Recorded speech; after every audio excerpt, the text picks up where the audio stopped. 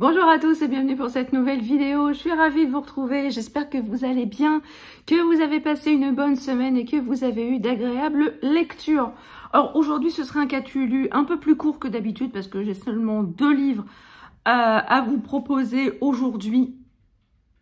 La semaine a été chargée au niveau boulot et du coup, voilà, j'ai fait une lecture audio et une lecture papier, enfin e-book.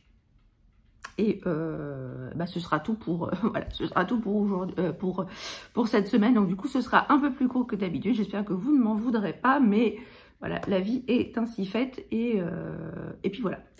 Donc j'ai lu en lecture commune avec l'ami Jérôme et Estelle sur Instagram, GG Bookin et la lectrice au chat. Je vous mettrai leur pseudo dans la barre d'infos si vous voulez aller les suivre. On a lu donc tous les 3 Vindicta de Cédric Cyr aux éditions Métropolis.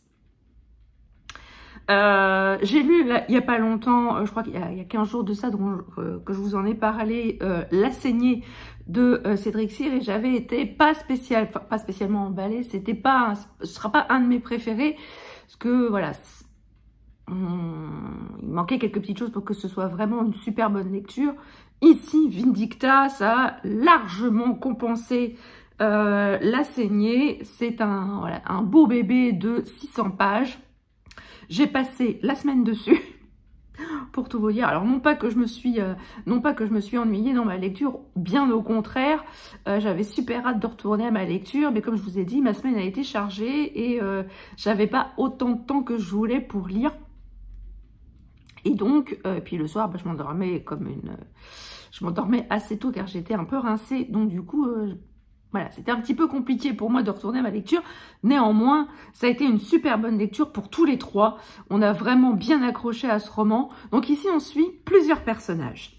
On a tout d'abord Marie et sa fille Valentine. Marie, elle est auteure de livres pour enfants. Elle écrit des petits livres pour enfants et elle vit seule avec sa fille Valentine. Et voilà, Valentine, c'est le soleil de sa vie, c'est son grand bonheur. Et elle ne vit que pour sa fille. On suit également 4 jeunes gens, Damien, Audrey, Driss et Ellie. Et eux, voilà, c'est des jeunes, ils vivent en banlieue, voilà, ils n'ont pas trop d'argent avec eux, ils vivent de petits, de petits boulots, et Ellie les a mis sur un coup. Un gros coup même, qui semble extrêmement facile sur le papier, qui pourrait leur rapporter gros, et qui pourrait justement leur apporter un peu d'oxygène dans leur vie un peu compliquée. Et on suit Olivier qui est un flic qui a été mis au placard pour diverses raisons. Et il est en planque devant une bijouterie. Et il reste dans une cellule, c'est la cellule de surveillance, et il ne doit faire que ce pourquoi il est là, c'est-à-dire surveiller cette bijouterie, quoi qu'il se passe. Donc voilà, le roman est posé, on suit tous ces personnages. Alors évidemment, ils vont tous être liés par ce qui va se passer au début de ce roman. Et là, l'engrenage va se mettre en place et il va y avoir un drame. Et ce drame va susciter une vengeance d'un personnage bien particulier que l'on suit. Il va, dans cette vengeance, il va semer les cadavres un peu partout où il va passer. Et il va falloir l'arrêter avant qu'il ne soit trop tard. Et Olivier va tout faire pour arrêter ce personnage. Donc on va suivre l'évolution de tous ces personnages dans ce roman. Et franchement, c'est un véritable page-turner. Voilà, il y a des rebondissements, voilà, il y a beaucoup de rebondissements à chaque chapitre, et on alterne aussi dans le passé, en 2012, en Afghanistan, où on suit également un groupe de militaires bien particulier qui fait des missions bien particulières pour l'État français Et au fil des chapitres, on s'aperçoit qu'il se passe des choses pas très catholiques et pas très nettes au sein de ce groupe, qui vont peut-être avoir un lien avec ce qui se passe à l'heure d'aujourd'hui. Je vous en dis pas plus, mais en tout cas, c'est énorme. Je peux vous dire que la révélation finale m'a saisie, elle m'a cueillie, et pourtant, tout était sous nos yeux depuis le début. C'était tellement évident. Et pourtant, ni les uns ni les autres, que ce soit Jérôme, que ce soit Estelle, que ce soit moi, on n'a absolument rien vu venir. Rien, que dalle. Rien. C'est extrêmement bien fait. Et pourtant, je vous dis, tout est sous nos yeux depuis le début. Et franchement, quand on a la révélation, bah, tout s'éclaire. On se dit, mais zut, tout était sous mon nez et j'ai rien vu. Moi, j'aime beaucoup quand les auteurs arrivent à me bluffer comme ça.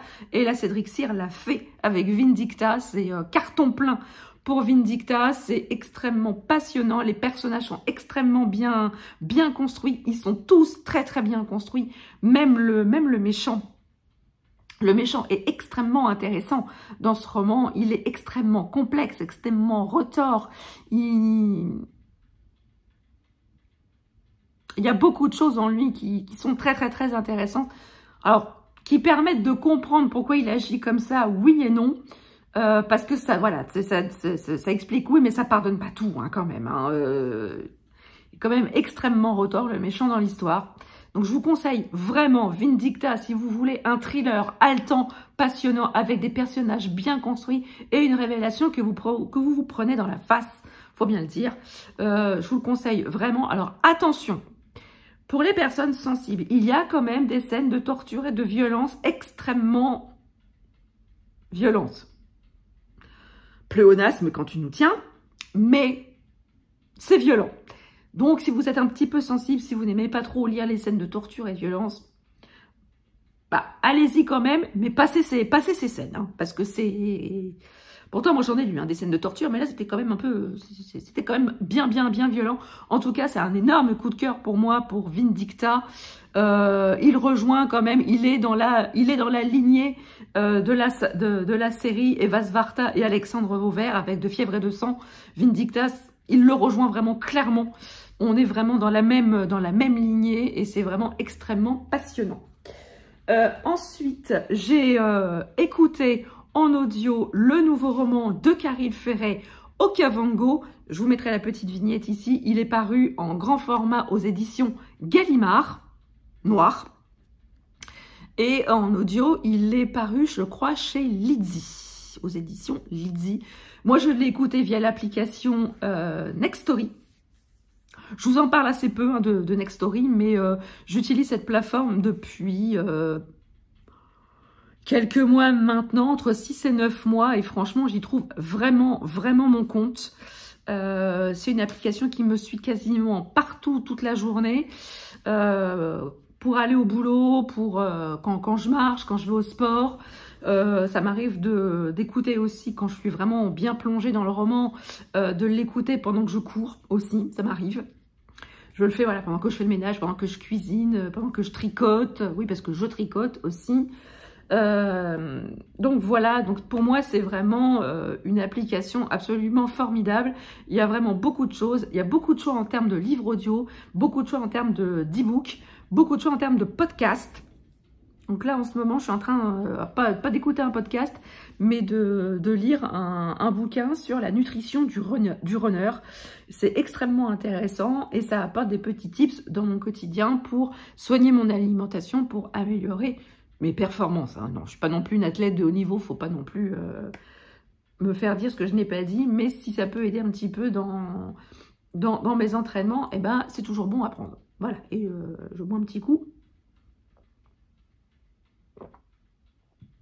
Alors, je me suis fait un petit latte matcha pour la matinée. Alors, je vous disais donc que j'avais lu le dernier roman de Caril Ferret.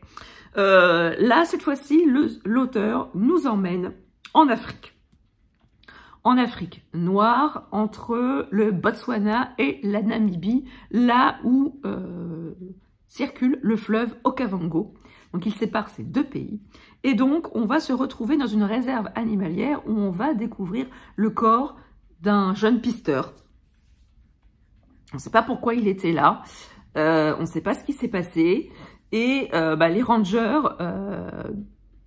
dont dépendent cette réserve sur le territoire, cette réserve est située sur un territoire qui dépend de l'autorité des rangers. Du coup, les rangers vont enquêter sur ce meurtre, parce qu'il s'avère quand même que c'est un meurtre. Et on va suivre la ranger, Solana, qui est une jeune femme qui a un sens assez développé de la justice. Elle supporte pas l'injustice, que ce soit sur les hommes ou sur les animaux. Et on va très vite comprendre que dans ce roman, il va être question aussi de toutes les exactions que peuvent commettre l'homme sur les animaux dans cette région d'Afrique.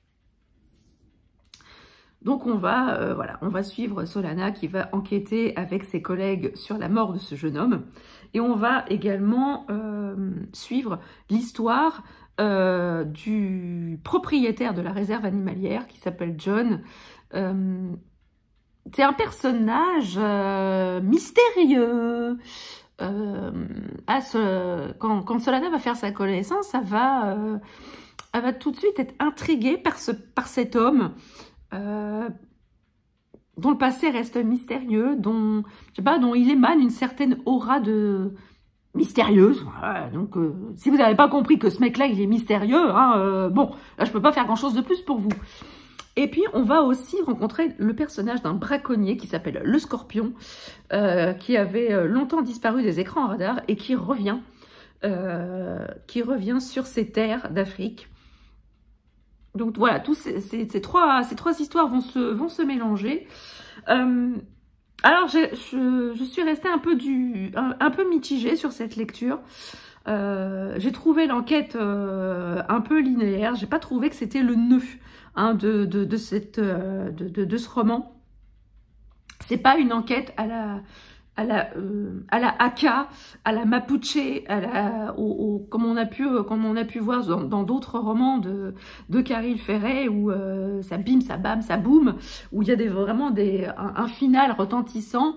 Là, le final, il y en a eu un.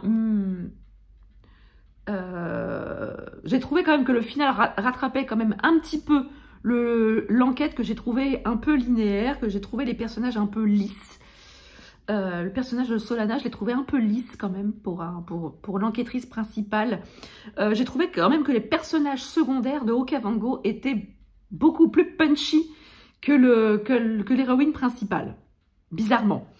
Par contre, ce qui a fait pour moi tout l'intérêt de ce roman, c'est tout ce que l'auteur décrit de ces deux pays, de l'Afrique, de la Namibie, du Botswana, de ces réserves animalières, de tout ce que l'homme peut faire de mal aux animaux, du trafic d'animaux, de la manière dont ces animaux sont tués pour leur peau, pour leurs cornes, pour leurs griffes, pour tout ce qui peut se vendre. Et voilà, c'est vraiment extrêmement intéressant. On sent que l'auteur c'est documenté. Voilà, Caril Ferret, c'est un auteur baroudeur. C'est un auteur qui, avant d'écrire un roman, s'immerge vraiment dans les pays où il a l'intention de planter le décor de ses romans. Ça se sent. Et là encore, dans Okavango, ça n'a absolument pas loupé. Voilà, si vous voulez lire un thriller ethnique, vous pouvez y aller, alors pas pour l'enquête, mais vraiment pour la description de cette Afrique noire, de ces terres sauvages, où la nature, où les animaux, si on leur laisse le champ libre, peuvent reprendre leurs droits. Et ça, c'est extrêmement passionnant, et Caril Ferret l'a vraiment très très bien fait. Alors au niveau enquête, je suis un petit peu mitigée, mais au niveau ambiance, au niveau décorum, au niveau de tout ce qu'on apprend sur cette Afrique, sur cette région d'Afrique, c'est vraiment extrêmement passionnant et je vous conseille vraiment ce roman pour cela. Voilà, donc comme je vous l'ai dit, cette vidéo va être assez courte, je m'en excuse encore auprès de vous. J'espère que cette vidéo vous a plu, j'espère que je vous ai donné envie malgré tout de lire les romans que j'ai lus cette semaine. N'hésitez pas à me dire en commentaire si je vous ai donné envie de lire ces romans, ou si vous les avez déjà lus, n'hésitez pas à me dire ce que vous en avez pensez en commentaire. Vous savez que j'adore vous lire et que j'adore discuter avec vous. Sur ce, n'hésitez pas à mettre un petit pouce en l'air, à partager votre instant de visionnage et à vous abonner si ce n'est pas encore fait. Sur ce, je vous laisse, je vous souhaite une très belle semaine, de très belles lectures et je vous dis à très bientôt pour une prochaine vidéo. Ciao!